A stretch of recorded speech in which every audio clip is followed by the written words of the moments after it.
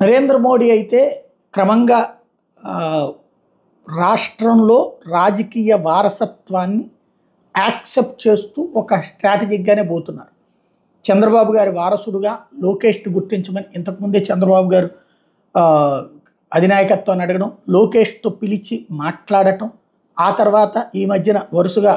on behalf of Chandrababu గారు కాకుండా స్వయంగా లోకేష్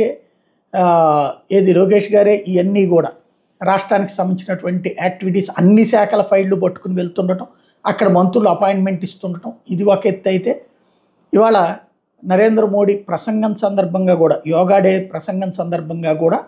అటు చంద్రబాబు నాయుడు, పవన్ కళ్యాణ్, లోకేష్ ముగ్గురి పేర్లు ప్రత్యేకించి లోకేష్ పేరు కూడా ప్రస్తావించడం అన్నది చూస్తే లోకేష్ నాయకత్వాన్ని, లోకేష్ ముఖ్యమంత్రిత్వమా లేకపోతే